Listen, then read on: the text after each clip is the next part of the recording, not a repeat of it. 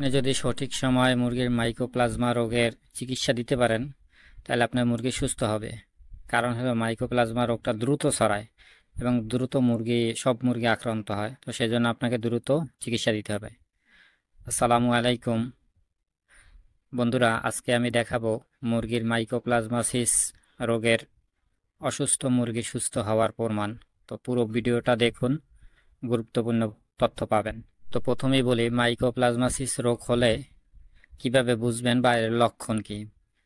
মাইকোপ্লাজমাসিস রোগ হলে মুরগি কাশি দিবে, শ্বাসকষ্ট থাকবে, চোখ ফুলে যাবে, যেমন এই মুরগিটি দেখতে পারতেছেন, নাক দিয়ে পানি পড়া দেখা যেতে পারে, খাবারে কম খাবে, হজমের সমস্যা হতে পারে, হজমের সমস্যা মোটামুটি হয়, এবং দেখবেন যে গড় গড় গলার মধ্যে আওয়াজ করে, বাঁশির মতন শব্দ করে। তো এই রোগ দ্রুত ছড়ায় এবং এর দ্রুত চিকিৎসা দিতে হয়, তা না হলে খামারের সব মুরগি আক্রান্ত হয়ে যায়। তো এটা যে মাইকোপ্লাজমাসিস রোগ হয়েছে এটা তার প্রমাণ। আমি কি ঔষধ ব্যবহার করছি তো সেগুলো আপনাদের সাথে শেয়ার করব। তো দেখতে পারতেছেন এই মুরগিটা, দেখেন এই যে এক পাশের চোখ মোটামুটি ভালো আছে, আর এক পাশের চোখ কিন্তু অনেকটাই ফোলা, যেটা আপনারা এই ভিডিওতে দেখতে পারতেছেন। তো এর চিকিৎসা দুইভাবেই দেওয়া যায়, হাই অ্যান্টিবায়োটিক দিয়ে করা যায়। তো আমি সেই প্রস্তুতি নিয়েছিলাম যে আমি হাই অ্যান্টিবায়োটিক দেব, কিন্তু তারপরে চিন্তা করলাম যে না, আহ, একটু নর্মাল ডোজ দিয়ে দেব। তো সেগুলো আপনাদেরকে পরে বলতেছি, তার আগে বলি, আপনি ইউটিউব প্ল্যাটফর্মে সার্চ দিবেন মাইকোপ্লাজমাসিস রোগ নিয়ে, দেখবেন যে অনেক ভিডিও আসবে, অনেক বড় বাইরে ভিডিও করে বা অনেকে ভিডিও প্রতিবেদন তৈরি করে, সেখানেও আপনি এর চিকিৎসা পাবেন। বা অনেক আমার বড় শ্রদ্ধেয় বোনের আছে, তারাও কিন্তু অনেক ভিডিও দিয়ে থাকে। তো আমি মোটামুটি সবার ভিডিও দেখি, দেখার কারণ হলো আমি যেহেতু ক্ষুদ্র খামারি, আমার সবার তা দেখা উচিত এবং আমি সেখান থেকে উপকৃত হই। তো এখন যে মুরগি দেড়া দেখতে পারতেছেন, একই মুরগি কিন্তু সেই মুরগিটাই এখন কিন্তু এই যে দেখেন চোখ ফোলা রোগ নাই, চোখ ফোলা বলতেই নাই, দুই পাশেরটাই কিন্তু একেবারে ক্লিন, পরিষ্কার। আমি তাদের ভিডিও দেখার কারণ একটাই, আমি সেখান থেকে কিছু অর্জন করতে পারছি বা করতে পারি। তো সবার নাম বলা সমস্যা, নাম বলে চাকরি থাকবে না। তো আমি মেনশন করে দিব, আপনারা চাইলে তাদের খামার ভিজিট করতে পারেন বা ভিডিও দেখতে পারেন, তো অবশ্যই উপকৃত হবেন। তো মোটামুটি আমার মুরগি এখন সুস্থ আলহামদুলিল্লাহ, দেখতে পারতেছেন ও এখন অনেক ছটফট করতেছে। তো এখন আমার মুরগির অবস্থায় ও এখন পুরো সুস্থ, খাবার দাওয়া ও সম্পূর্ণ খাইতেছে, হাঁটা চলা সব ঠিক আছে, ঘর ঘর আওয়াজও নাই। তো সেটা আপনারা দেখবেন যে ও খাবার খাইতেছে। তো ফাঁকে একটা কথা বলি, সেটা হলো ভাই, আমার এই ভিডিওটা করতে অনেক কষ্ট হয়।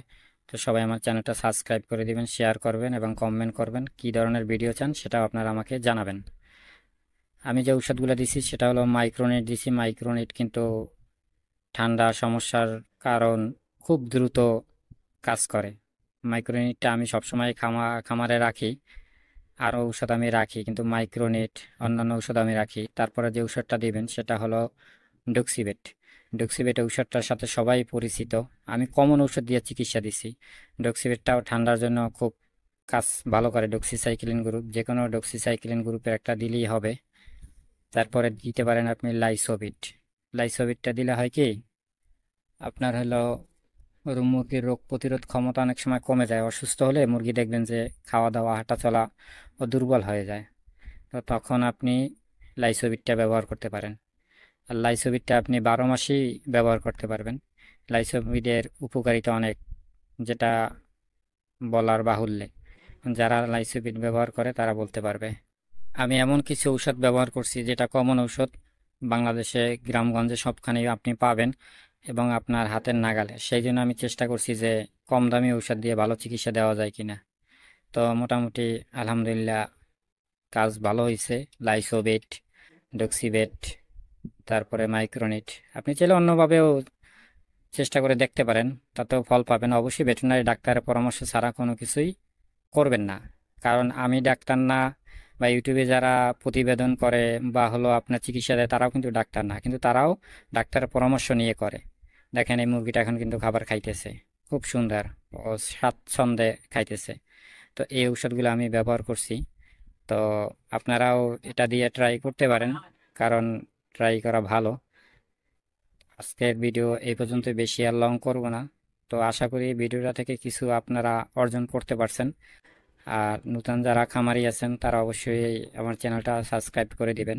আর কি ধরনের ভিডিও আপনারা চান আমার থেকে, তা আপনারা সেটা কমেন্ট করে বলে গেলে আমি ভিডিও করার আগ্রহ পাই।